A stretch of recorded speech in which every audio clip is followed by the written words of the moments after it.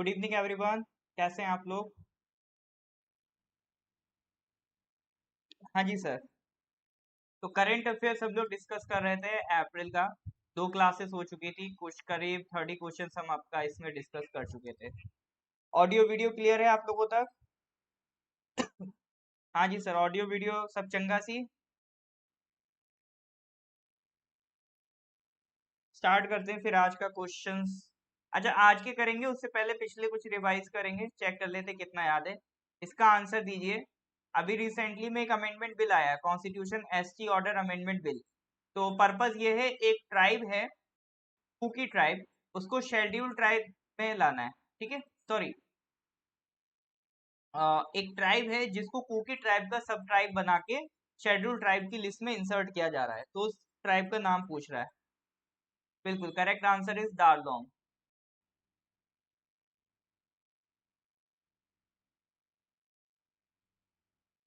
इसका आंसर दीजिए। What is the name of the Indo French naval exercise?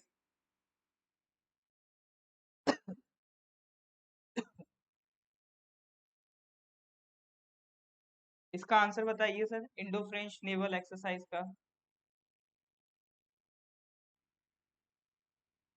हाँ जी, करेक्ट आंसर इज वरुणा। क्या नाम है सर? वरुणा। पिछली क्लास में ये डिस्कस किया था रेल सर्विस के बारे में। इंडिया नेपाल के बीच में इनॉग्रेट हुई है, ठीक है। तो बिहार के एरिया से चल के किधर जाएगी? नेपाल तक। तो बिहार के किस एरिया तक जाएगी ये? बिहार के किस एरिया से चल रही है? हाँ जी। आज सबका आंसर जयनगर आ रहा है, पिछली बार सबका कटिहार आ रहा था, उसका समस्तीपुर आ रहा था। आज आ रहा है सर जयनगर। Okay then. एक बुक है टाइगर ऑफ ड्राफ्ट, किस आर्मी ऑफिसर के ऊपर लिखी गई है? Question number 23। एक बुक है टाइगर ऑफ ड्रास, किस आर्मी ऑफिसर के ऊपर लिखी गई है?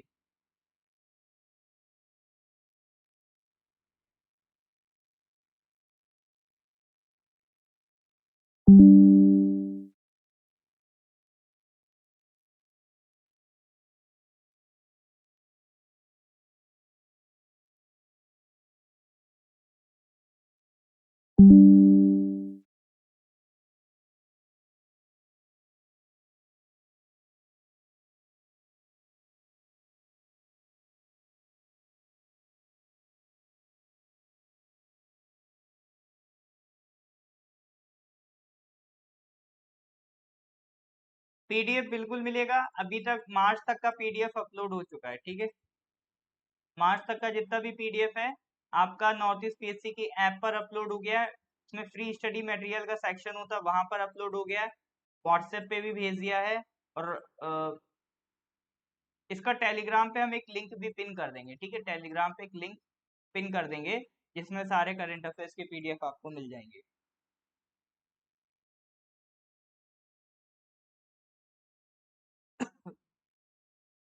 हाँ जी, करेक्ट आंसर इज कैप्टन अनुज नैयर। ठीक है, किसके ऊपर बेस्ड है ये? कैप्टन अनुज नैयर की लाइफ।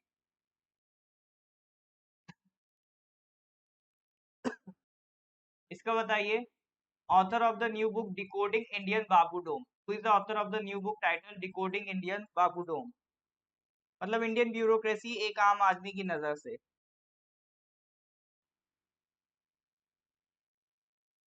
हाँ जी, महावीर चक्र मिला था। डिकोडिंग इंडियन बाबू डोम बताना है, who is the author of the new book?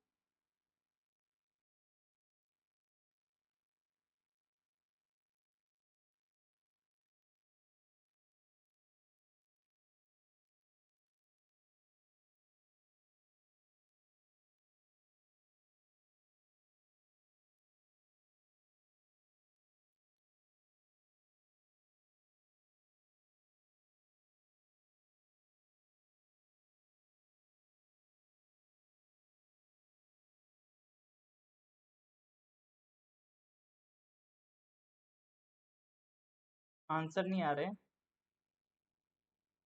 Okay, बढ़िया sir, correct answer is Ashwini Srivastava. ठीक है सर, ये तो पिछले कुछ क्वेश्चन थे। तो 30 क्वेश्चन हो गए थे। तो आज का पहला सवाल ये रहा आपकी स्क्रीन पे, question number question number 31। What is the name of the mascot launched by the Union Environment Minister to spread awareness about an eco-friendly lifestyle? प्राकृति, जलवायु, संसाधन, हवा, पानी। What is the name of the mascot launched by the Union Environment Minister to spread awareness about an eco-friendly lifestyle? बताइए sir.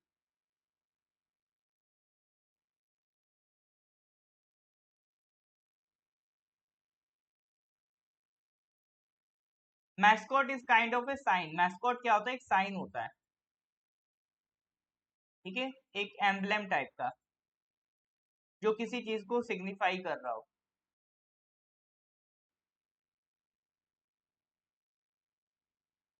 तो एक sign बनाया गया है, एक जो किसने, ये देखो, ये जो है ना, ये है साइन। इसको नाम क्या दिया गया है? इसको नाम दिया गया प्राकृति, ठीक है, इसको नाम क्या दिया गया है? प्राकृति नाम दिया। तो ध्यान रखना। तो इवेंट के दौरान ये एक तो आपका मैस्कॉट तो आया ही था, और भी कई सारे ग्रीन इनिशिएटिव लॉन्च हुए थे, ठीक है।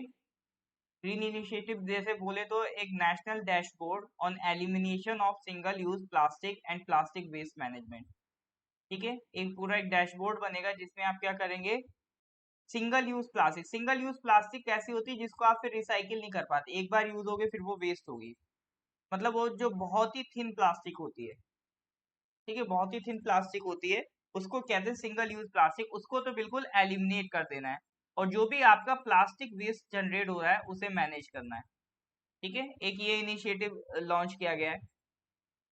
एक एक्सटेंडेड प्रोड्यूसर रिस्पॉन्सिबिलिटी पोर्टल बनाया जाएगा फॉर प्लास्टिक पैकेजिंग।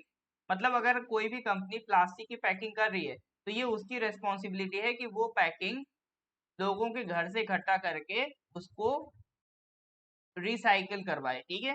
वो प्लास्टिक का वेस्ट अगर कोई कंपनी प्लास्टिक की पैकेजिंग यूज कर रही है, उसको रिसाइकिल करने की भी रिस्पॉन्सिबिलिटी किसकी होनी चाहिए? की कंपनी की। इसी को कहते हैं एक्सटेंडेड प्रोड्यूसर रिस्पॉन्सिबिलिटी। तो इसके लिए एक पोर्टल बनाया जाएगा जहां पर देखा जाएगा कि कौन सी कंपनी कितना इसमें काम कर रही है, ठीक है।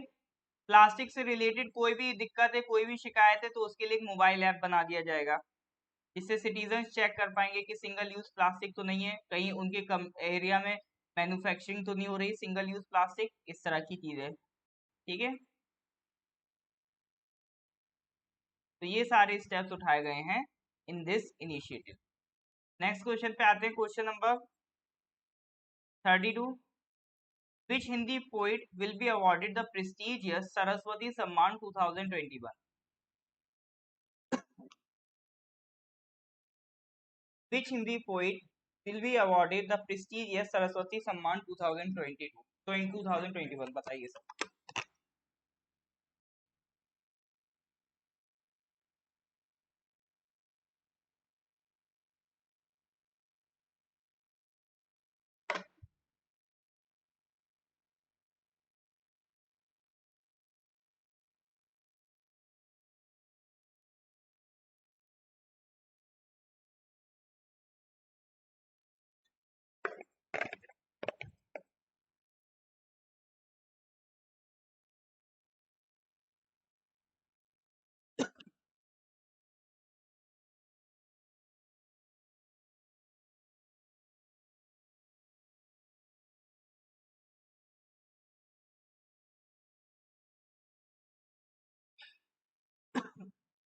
हाँ जी, कौन से हिंदी पोइट है? Correct answer is Ramdarsh, Ramdarsh Mishra, ठीक है, रामदर्श मिश्रा। तो ये प्रोफेसर रामदर्श मिश्रा जी हैं, ठीक है, नोटेड पोइट भी हैं और लिटरेचर भी हैं। उनको प्रेस्टिजियस सरस्वती सम्मान 2021 प्रोवाइड किया जाएगा, ठीक है। काफी उनका कंट्रीब्यूशन है, लाइक ये एक उनकी पोइम है, मैं तो यहाँ हूँ, ठीक है, मैं तो यहाँ हूँ, इसके लिए उसको उनको प्रोवाइड किया जाएगा, सरस्वती सम्मान 2021। ठीक है, तो याद रखना ये जो टाइप होता है ना अवार्ड्स वाले क्वेश्चन, अवार्ड्स वाले जो क्वेश्चन होते हैं ये उसी का टाइप है कि किस पर्सन को कौन सा अवार्ड मिला है, इस पे जो क्वेश्चन आते रहते हैं तो उसी का ये टाइप है, तो इसको याद रखिएगा। Next question number 33, there has been direct opposition from the royal family for the construction of a ropeway, the famous Chamundi Hill. The hills are located in which city of Karnataka? Mangaluru, Mysuru, Mangalore, Udupi. There has been direct opposition from the royal family over the construction of a roadway to the famous Chamundi Hill. The hills are located in which city of Karnataka?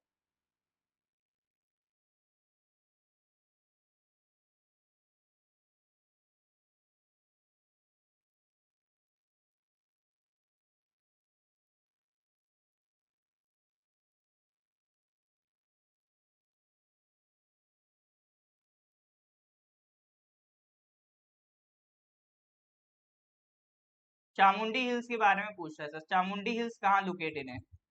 Correct answer is Chamundi Hills are located in Mysuru. ठीक है, कहाँ located है? मैसूरू, कर्नाटका में एक शहर है मैसूरू, वहां पर लोकेटेड है। तो ये हिंदूज के लिए एक इम्पोर्टेंट सिग्निफिकेंट जगह है, ठीक है। क्यों? क्योंकि हिंदूज बिलीव करते हैं कि गॉडेस चामुंडी यहाँ पर इस टॉप ऑफ द हिल्स में बैठती है। ठीक है, तो इस वजह से हिंदू रिलीजन में इसकी इम्पोर्टेंस है। इस रीजन में ज्योग्राफी में अगर हम देखें कई सारे लेक्स मिलेंगे, जूज मिलेंगे, जैसे एक करंजी लेक। ठीक है, करंजी लेक कहाँ पर है आपका? चामुंडी हिल्स में। अगर कभी डायरेक्ट पूछ ले करंजी लेक कहाँ है, लोग हिल जाएंगे, लेकिन चूंकि ये न्यूज में रहा है, क्यों चामुंडी हिल्स न्यूज में रही है, तो चामुंडी हिल्स में मिलने वाला लेक भी इंपॉर्टेंट हो जाता है, करंजी लेक। चलो सर नेक्स्ट क्वेश्चन पे आते हैं। Question number 34, what is the name of the satellite launch by space tech startup pixel with Elon Musk SpaceX?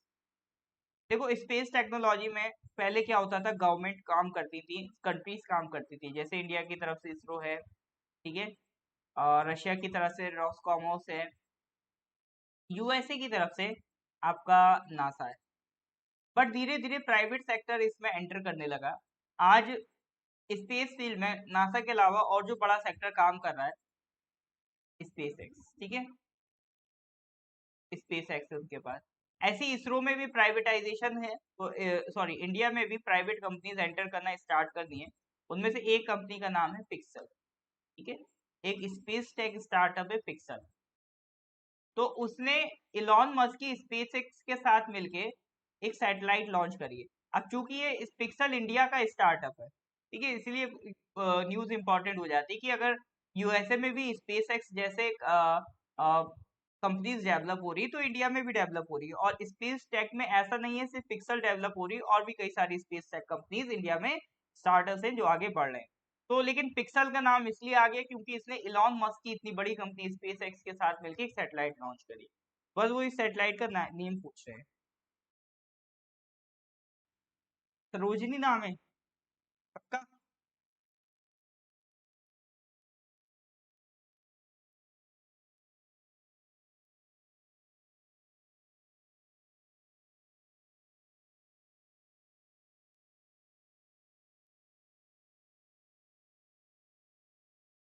चलो सर चेक कर लेते हैं। हाँ जी, correct answer is Shakuntala. Sarojini नहीं है sir, correct answer is Shakuntala. ठीक है, अंडर 15 kg की सैटेलाइट थी। ये काम क्या करेगी? जो भी डिफॉरेस्टेशन का डेटा है, आइस कैप्स की मेल्टिंग है, गैस लीकेजेस है, क्रॉप की हेल्थ है, और भी क्लाइमेट चेंज से रिलेटेड क्रिटिकल जो डेटा है वो प्रोवाइड करने का काम करेगी आपका satellite.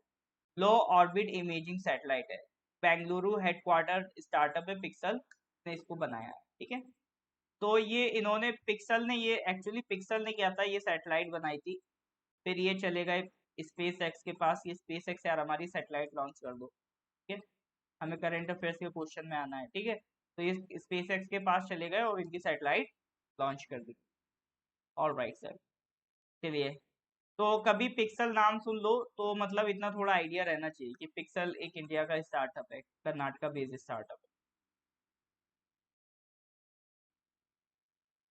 Okay then sir, next question पे आते हैं, क्वेश्चन नंबर 35। स्पोर्ट्स का सवाल है।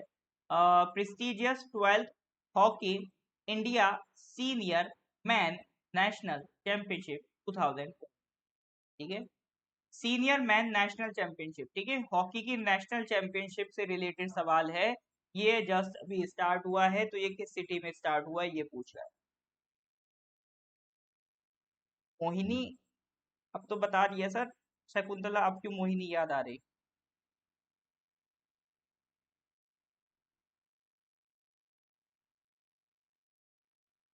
पक्का पूदे में स्टार्ट हुआ है?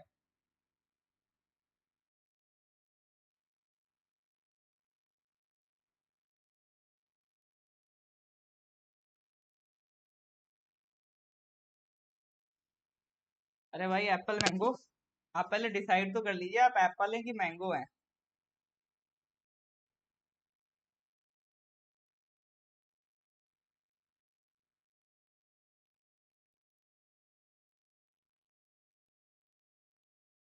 चलो सर, करेक्ट आंसर देखने तो ये जो हॉकी चैंपियनशिप है कहाँ स्टार्ट हुई है सर? भोपाल में स्टार्ट हुई है, ठीक है। तो इसका चैंपियन कौन इमर्ज होके आया है?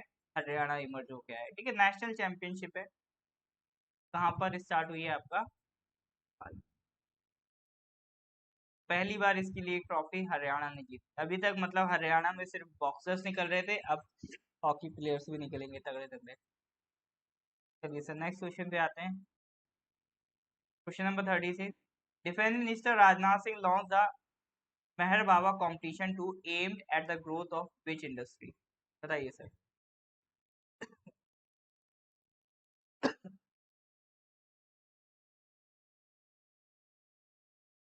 डिफेंस मिनिस्टर राजनाथ सिंह ने एक कंपटीशन लॉन्च किया है, नाम है मेहर बाबा कंपटीशन 2। तो ऑब्वियसली बात है, डिफेंस की किसी आइटम के लिए वो कंपटीशन लॉन्च हुआ होगा, बट किस चीज के लिए, किस इंडस्ट्री को ग्रो करेगा? कई सारे आपकी मिसाइल है, ड्रोन है, असॉल्ट राइफल है, रडार है, किसके लिए वो?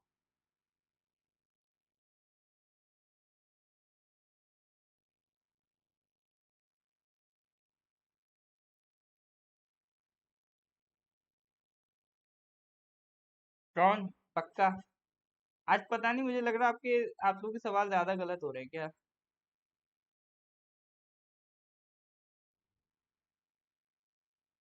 ऐसा लग रहा है मुझे।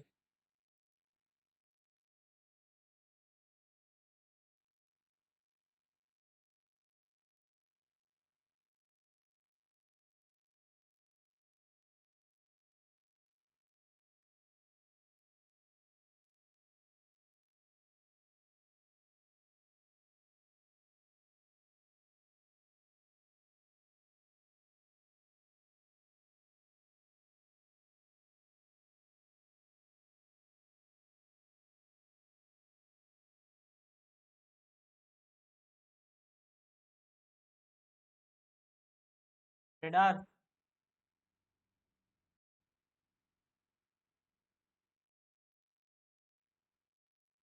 एक मिनट रुकिए।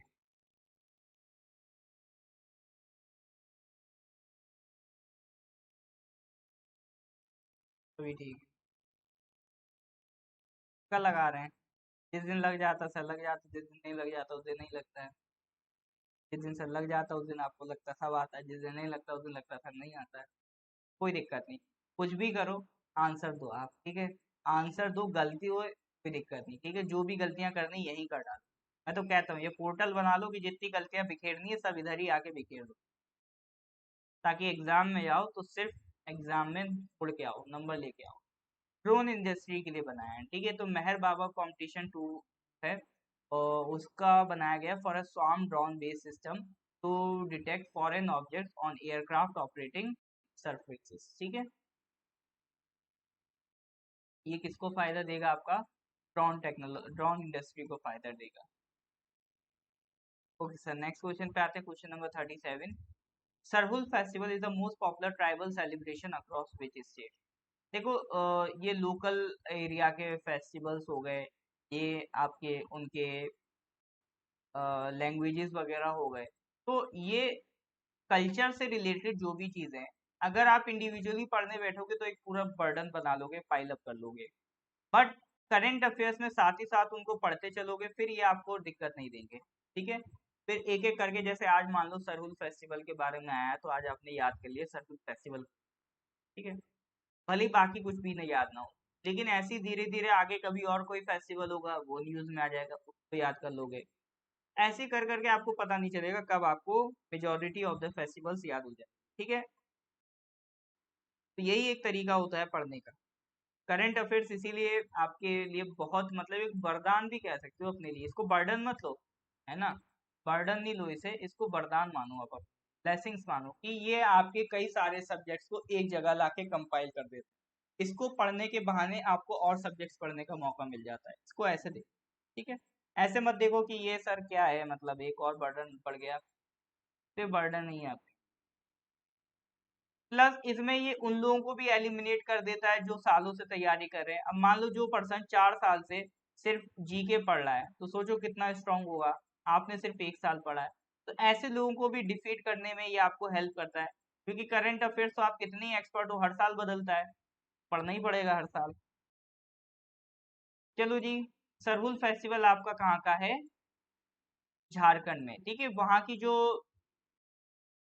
वहाँ पे एक लोकल सारना रिलीजन चलता है। ठीक है, सारना रिलीजन वहाँ की ट्राइबल कम्युनिटीज में चलता है, तो वो अपना न्यू ईयर सेलिब्रेट करते हैं, तो न्यू ईयर का उनका फेस्टिवल है सरहुल। ठीक है, तो सरहुल झारखंड, याद रखिएगा। तो इसमें ये आपका वही ट्री वर्शिप होता है। ठीक है, तो 4 अप्रैल को ये सेलिब्रेट हुआ था, इसीलिए ऑब्वियसली सर अप्रैल में हुआ हुआ, इसलिए अप्रैल के करंट अफेयर्स में पढ़ रहे हैं। चलिए सर नेक्स्ट क्वेश्चन पे आते हैं, question number 38। Which ministry has announced the formation of a Semicon India Advisory Committee? बताइए sir, which ministry has announced the formation of a Semicon India Advisory Committee?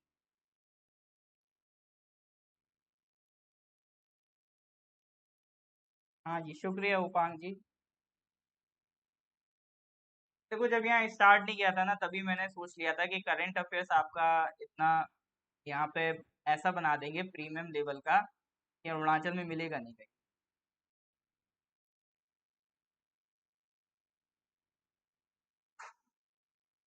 इसलिए मैंने अपना टाइम भी fix कर लिया 9 PM। ठीक है, ताकि आपकी भी आदत पड़ जाए। एक टाइम फिक्स हो जाता है तो आप उसी पे बाइंड हो जाते हो, उसी टाइम की आपको फिर आदत पड़ जाती है। सारी क्लासेस फिर आप उसी के अकॉर्डिंग, लाइफ पूरी उसी के अकॉर्डिंग एडजस्ट करने लगते। मतलब जैसे फिर ऐसा हो जाता है कि आपका जैसे खाना पीना है, जैसे सुबह उठ के नाश्ता करना है, दोपहर में खाना खाना है, रात को खाना खाना और रात को सोना है। तो ये मतलब जो डेली चीजें हैं, ये इसी की तरह एक और लाइफ में चीज ऐड हो जाती है कि 9 बजे करंट अफेयर्स भी देखना है।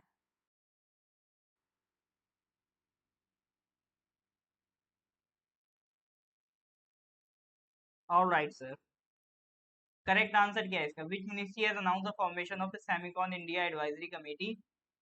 ACC। मुझे लग रहा है सब तुक्के वाले हैं। करेक्ट आंसर इज, ऑब्वियसली बात है, सेमीकॉन से समझ जाओ किसकी बात हो रही होगी, सेमीकंडक्टर की बात हो रही होगी, सेमीकंडक्टर्स की बात हो रही होगी, तो सेमीकंडक्टर्स कौन देखता है? Electronics and information technology. इसमें तो एक आंसर आना चाहिए था, ये तो कॉमन सेंस का सवाल था। Ministry of electronics and information technology, प्यार से इसे हम क्या कहते हैं? मीटी कहते हैं। के क्या कहते हैं? मीटी कहते हैं।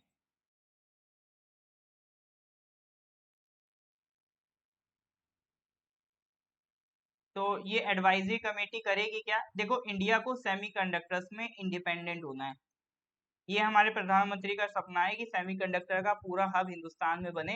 ये सारी जितनी भी चिप्स वगैरह की मैन्युफैक्चरिंग होती है वो हम खुद हिंदुस्तान में करें। तो सेमीकंडक्टर इंडिया में मैन्युफैक्चर करना दो चीज़ों के लिए ज़रूरी है। क्यों ज़रूरी है? एक तो सर पहली चीज़, हमें इंडिपेंडेंट बनना है, हमारी इकोनॉमी ग्रो करेगी। ठीक है, सेमीकंडक्टर हम अपनी कंट्री में बनाएंगे, नौकरियां मिलेंगी, इकोनॉमी बढ़ेगी। एक और रीज़न है जो सेमीकंडक्टर्स बनाने के लिए हम ज़्यादा तत्पर हैं इंडिया में, दैट इज़ नेशनल सिक्योरिटी। ठीक है, for the sake of national security हम चाहते हैं कि सेमीकंडक्टर्स इंडिया में बने, क्योंकि जो चिप होती है, जो सेमीकंडक्टर से क्या बनती है, चिप्स बनती हैं, वो चिप आपके कंप्यूटर सिस्टम में यूज होती हैं, आपके मोबाइल्स में यूज होती हैं। तो एक डर ये रहते हैं, कुछ खदशात ये रहते हैं कि अगर हम कोई फॉरेन कंट्री से वो चिप मंगवाते हैं तो हो सकता है उस कंट्री ने उस चिप में कुछ वायरस वगैरह या कुछ एक्स्ट्रा एलिमेंट ऐड करके भेजा हो जिससे हमारे सिस्टम को वो हैक कर पाए। ठीक है, ऐसी काफी ब्लूमबर्ग की एक रिपोर्ट आई थी कि चाइना ऐसे काम करता है। चाइना जो आपका चिप बना के भेजता है उसमें क्या करता है, हैकिंग के लिए रास्ते खोल देता है, वहां से हैकिंग वगैरह आपका वो स्टार्ट करा देता है। ठीक है, तो इस तरह की दिक्कत ना हो, हमारी जानकारी चोरी ना हो। और चिप बिल्कुल बेसिक आइटम होता है, आप इसको खोल खोल को इतना चेक भी नहीं कर सकते, तो इतने बेसिक आइटम को चेक करना बड़ा मुश्किल होता है। और फॉरेन कंट्री में बन के आएगा तो चांसेस ज्यादा बढ़ जाते हैं कि वो हम पर क्या करें, सर्विलांसिंग कर सकते हैं अपनी तरफ से चिप भेज के। ठीक है, तो हमें इस बात की चिंता होने लगी कि ये नेशनल सिक्योरिटी के लिए खतरा हो सकता है।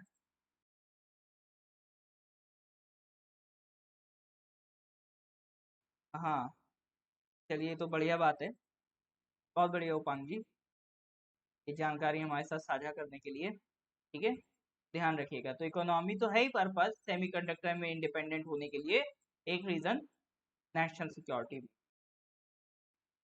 चलिए सर, आगे बढ़ते हैं। अरे यार, कैसे सवाल पूछ, इंतखाब का मीनिंग होता है, गूगल कर लो, सिलेक्टेड वन, चुना हुआ। ठीक है, चलो आगे बढ़ते हैं। Question number 39, who is the author of the newly launch book the maverick effect which is about the formation of NASSCOM. देखो, इंडस्ट्रीज जब डेवलप हुई तो इंडस्ट्रीज ने क्या है, अपनी पूरी पूरी यूनियन बनाना शुरू करी। जैसे सबसे पहली बनी आपकी फिक्की। ठीक है, फिक्की, फिर CII, आसोचाम, ये सब क्या है, ये आपके इंडस्ट्री के ग्रुप्स हैं। अब क्या होता है, अगर कोई दिक्कत है, इंडस्ट्री को कोई इशू है या इंडस्ट्री को कोई काम करना है, तो अगर एक सिंगल इंडस्ट्री उसको लेके बोलेगी, सिंगल कंपनी उसको इशू को उठाएगी, तो उनकी बात नहीं सुनी जाएगी। तो उन्होंने भी क्या करा है, इंडस्ट्रीज ने अपनी यूनियंस बना ली, तो जैसे फिक्की है, आसोचाम है और CII है। इसी तरह से जो IT सेक्टर की इंडस्ट्रीज थी, IT सेक्टर की इंडस्ट्रीज ने भी अपना एक अलग ही ग्रुप बना लिया, उसको कहते हैं हम नासकॉम।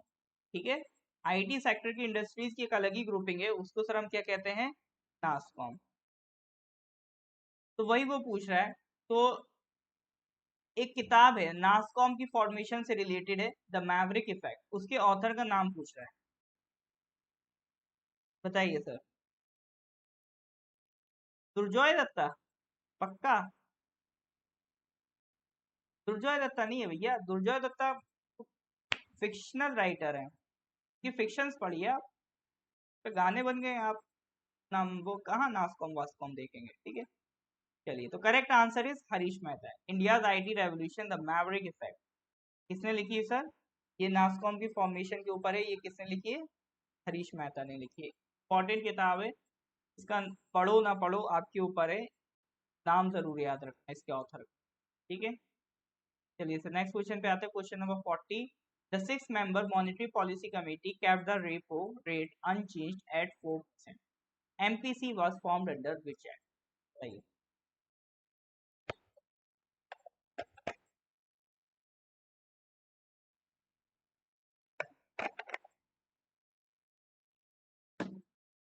आपने देखा है रेपो रेट, रेपो रेट क्या रेट होता है, वो रेट जिस रेट पर बैंक से RBI लोन लेती है। ठीक है, RBI क्या करती है, बैंक से लोन लेती है,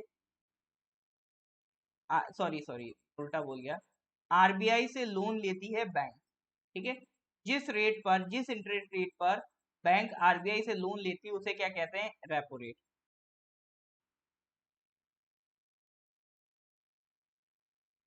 उसे क्या कहते हैं, रेपो रेट। तो रेपो रेट जो RBI है चेंज करती रहती, क्योंकि इस रेपो रेट से आपकी जो ग्रोथ रेट है और जो महंगाई दर है, इन्फ्लेशन, उससे इम्पैक्ट पड़ता है। तो उसी के अकॉर्डिंग RBI क्या करता है, रेपो रेट घटाता बढ़ाता रहता है। तो तो अभी रेपो रेट अनचेंज रखा गया एट 4%। तो वही वो पूछ रहा है, MPC was formed under which act. तो ये सब कौन डिसाइड करता है? Monetary policy committee. अच्छा, अभी हाल फिलहाल में तो घटाया गया है, सॉरी, रेपो रेट बढ़ाया गया है, ठीक है। तो पहले से अभी अभी जो ये थोड़ा सा पुराना न्यूज है, अभी हाल फिलहाल में जस्ट अगर आप देखेंगे तो वो बढ़ा दिया गया थोड़ा सा।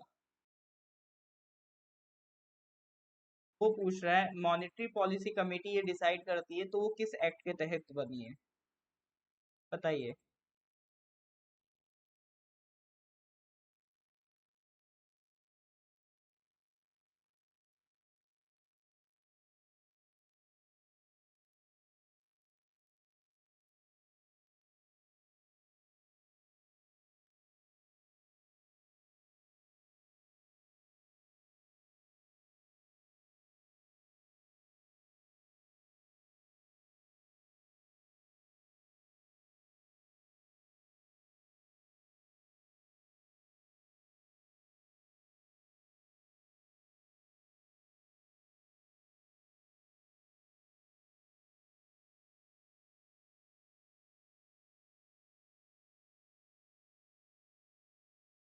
हाँ जी, अभी रिसेंट में कुछ बढ़ा है।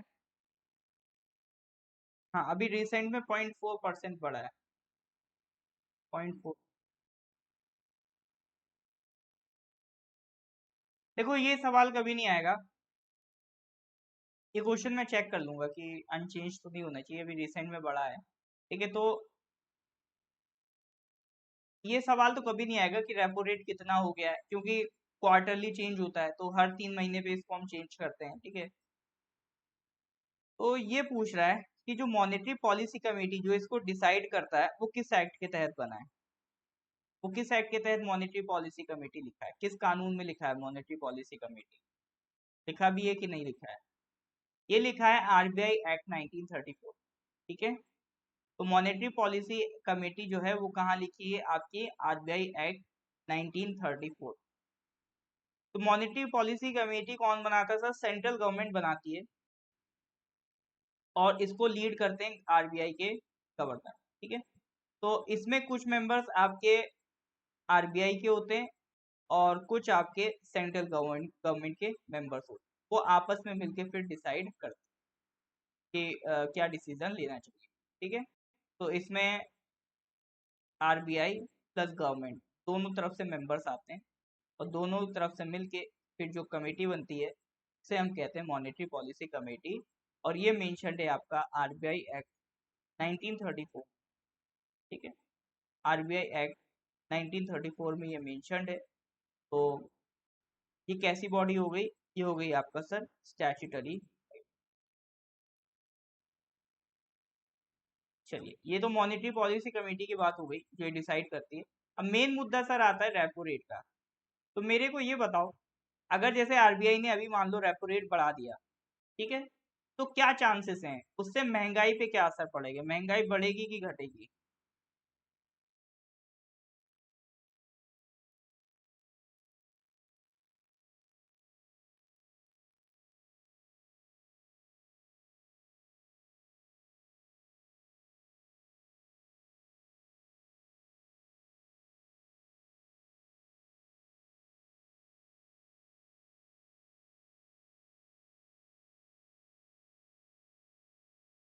अरे भाई, अब गूगल गूगल भी कर लो अब तुम।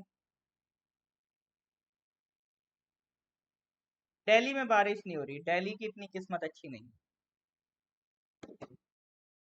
दिल्ली में तो गर्मी में भी बारिश, मानसून में भी बहुत ही कम होती है।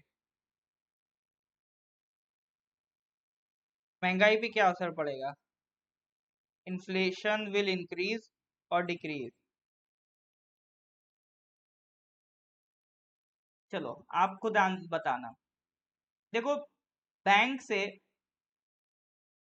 अगर रेपो रेट बढ़ा, ठीक है, रेपो रेट अगर बढ़ा, तो बैंक जो इंटरेस्ट रेट दे रही है, बैंक जिस इंटरेस्ट रेट पे आपको लोन दे रही है, ठीक है, मान लो अभी वो 10% पे इंटरेस्ट पे लोन दे रही है, तो वो भी बढ़ा देंगे, मान लो कर दिया 11%।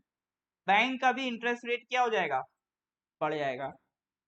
अब बैंक का इंटरेस्ट रेट बढ़ गया, तो जो लोन है वो लोग ज्यादा लोग लेंगे या कम लोग लेंगे? कोई चीज अगर महंगी हो जाती है तो उसे कम लोग खरीदते हैं कि ज्यादा लोग खरीदते हैं? तो लोन की डिमांड इंक्रीज करेगी कि डिक्रीज करेगी, पहले तो बताओ। बैंक है, बैंक ने इंटरेस्ट रेट बढ़ा दिया, लोन की डिमांड क्या होगी, बढ़ेगी कि घटेगी? ऑब्वियसली बात है घटेगी। क्यों? क्योंकि अब लोन महंगा हो गया, तो जो लोग छुटपुट अपने हर काम के लिए लोन लेने जा रहे थे अब नहीं जाएंगे, वो वेट करेंगे कि जब लोन सस्ता हो जाए तो हम लोन क्या करेंगे, तब जाके लेंगे। अगर बैंक ने इंटरेस्ट रेट बढ़ा दिया तो लोन की डिमांड क्या हो जाएगी, कम हो जाएगी। ज्यादा क्यों बोल रहे हैं सर? बैंक ने अगर इंटरेस्ट रेट बढ़ा दिया तो लोन की डिमांड कम हो जाएगी, और लोन की डिमांड अगर कम हो गई तो मार्केट में मनी भी कम हो जाएगा, क्योंकि पैसा कहाँ से आ रहा है, आप बैंक से लोन ले रहे हो और वो पैसा मार्केट में उतार रहे हो, कुछ ना कुछ आप उससे परचेज करोगे, तो मार्केट में जो पैसे की सप्लाई है वो क्या हो जाएगी, कम हो जाएगी। तो लोग अगर लोन कम लेंगे तो मार्केट में पैसा कम आएगा, पैसा कम आएगा तो खरीदारी कम होगी, लोग खरीदेंगे कम, खरीदेंगे कम तो मतलब डिमांड क्या हो गई, कम हो गई। डिमांड क्या हो गई, कम हो गई। अब आप एक दुकानदार की नजर से सोचो, आपकी मिठाई की दुकान है, आपने देखा आपकी दुकान में खूब कस्टमर्स आ रहे हैं, है ना, आप बढ़िया मिठाई बेच रहे हो, कस्टमर्स की जो नंबर है वो बढ़ता जा रहा है, तो आप क्या करोगे, फायदा उठाओगे, महंगा कर दोगे, तुम देख रहे हो कस्टमर तो आ ही रहा है, तो अगर मैं महंगा भी कर दूंगा तो कस्टमर तो आएगा। लेकिन कुछ दिन बाद आपने देखा कि कस्टमर्स आना कम कर गए, अब कस्टमर्स उतने नहीं आ रहे हैं जितना पहले आते थे, तो कस्टमर्स को अट्रैक्ट करने के लिए आप क्या करोगे, अब कस्टमर्स नहीं आ रहे हैं, क्यों नहीं आ रहे हैं, क्योंकि आपकी मिठाई की डिमांड क्या हो गई, कम हो गई।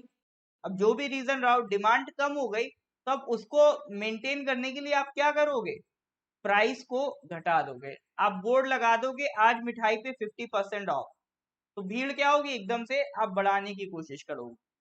तो बैंक ने जब आरबीआई ने रेपो रेट बढ़ाया, बैंक ने इंटरेस्ट रेट बढ़ाया, बैंक ने इंटरेस्ट रेट बढ़ाया, तो जो लोन में वो लोग पैसा दे रहे हैं वो कम लेंगे, लोन में लोग पैसा कम लेंगे तो मार्केट में मनी सप्लाई कम होगी, मार्केट में मनी सप्लाई कम होगी तो डिमांड चीजों की घटेगी, डिमांड घटेगी तो आप जो भी आइटम भेज रहे हो, जो भी प्रोडक्ट बेच रहे हो, उसका प्राइस क्या होगा, प्राइस भी घट जाएगा। और प्राइस घटने का मतलब है महंगाई घटी, यानी inflation will decrease. Is that clear on? Inflation will,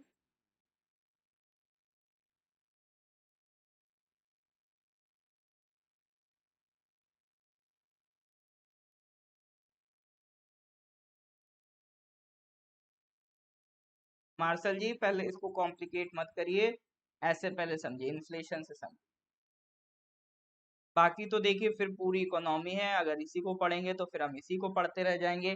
एक बेसिक फंडा जो मुझे समझाना था वो मैंने समझा दिया, जो आपके रेगुलर एग्जाम से काम होता रहता है, बाकी तो अभी बहुत कुछ है, रीपर्चेज एग्रीमेंट वगैरह, ठीक है।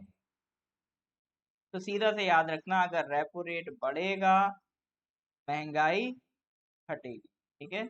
अगर क्लियर है तो please give me a thumbs up if it is clear to you.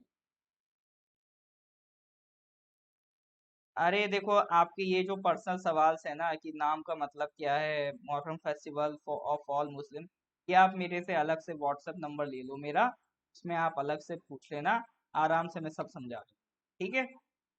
अभी आपका एग्जाम का टाइम है, अभी कई स्टूडेंट्स ऐसे हैं जो प्रॉपर इस बार डेडिकेशन के साथ दे रहे हैं, वो आप एग्जाम देने दीजिए।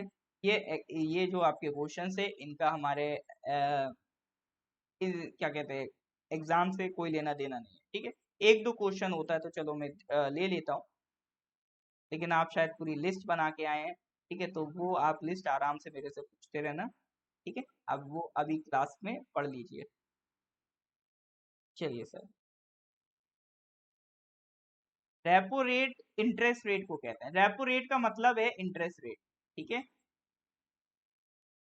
रेपो रेट का मतलब है इंटरेस्ट रेट, वो इंटरेस्ट रेट जिस रेट पर बैंक क्या लेता है, आरबीआई से लोन लेता है, ठीक है, लोन को रेपो रेट नहीं कहते हैं, रेपो तो एक प्रोसेस है, रेपो इज ए प्रोसेस, ठीक है। रेपो रेट क्या है, इंटरेस्ट रेट है वो रेट जिस पर आरबीआई से बैंक क्या लेता है। Is that clear or not? Meaning clear है?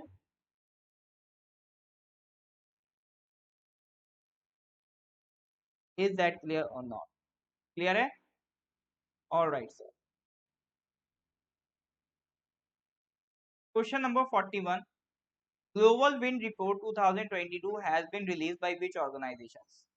बताइए। Citizen partnership for offshore wind, world wind energy association, global wind energy council या विंड यूरोप?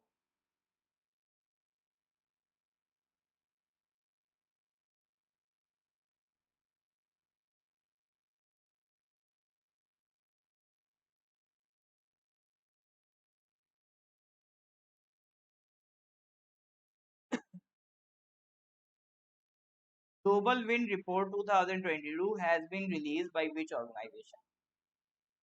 बताइए।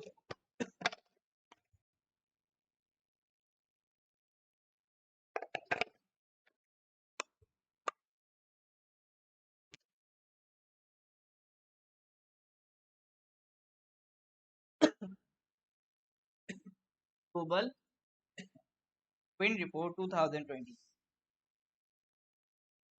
बहुत बढ़िया, correct answer is global wind energy council. ठीक है, किसने रिलीज करी? ग्लोबल विंड एनर्जी काउंसिल ने रिलीज करी ग्लोबल विंड रिपोर्ट 2022।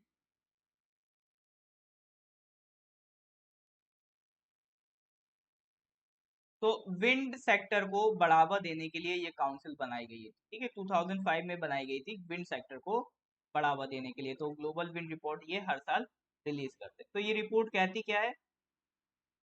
ये कहती है कि जो विंड एनर्जी इंस्टॉलेशन है मस्ट क्वाड्रपल, क्वाड्रपल मतलब must be 4 times every year, 4 गुना होने चाहिए। ठीक है, तो ये क्यों जरूरी है? अगर आपको वो पेरिस एग्रीमेंट याद हो कि बाई 2050 नेट जीरो एमिशन करना है, नेट जीरो एमिशन करना है बाई किसका? कार्बन का, बाई 2050। तो उसके लिए जरूरी है कि विंड एनर्जी इंस्टॉलेशन 4 गुना बढ़ जाए हर साल। ठीक है, अभी करंट कितना है? 94 गीगावाट 2021। ऑल राइट सर, चलिए जी। तो आज इतना ही रखते हैं, फिर इसके आगे के question we will discuss in the next class. ठीक है, फ्रॉम द नेक्स्ट क्लास इसके आगे के क्वेश्चन हम डिस्कस करेंगे। इसका मेन चीज वही है, आप देखो रिवीजन वगैरह मेंटेन करके रखो, दैट विल डेफिनेटली हेल्प। ठीक है, रिवीजन रिवीजन करके रखिए। ऐसा नहीं एक बार पढ़ लिया चीजें खत्म हो गई, बार बार रिवाइज करिए। तो ऐसे पॉइंट्स जो लग रहा है बार बार भूल रहे हैं उनको स्पेशल हाईलाइट करके अलग से लिख लीजिए, ताकि एग्जाम से कुछ दिन पहले या एग्जाम से जस्ट एक दिन पहले आप उन्हीं पॉइंट्स को रिवाइज करें। ठीक है, पढ़ते टाइम आपको खुद आइडिया लग जाएगा कि ये चीज मैं मेरे से ज्यादा मैं ज्यादा भूल रहा हूँ या भूल। ठीक है, तो उनको आप अलग से हाईलाइट करें। ठीक है, चलिए सर, मिलते हैं नेक्स्ट क्लास में। लेक्चर अच्छा लगा हो तो please do like and share the lecture. तो मिलते हैं अगली क्लास में। Bye, nice day.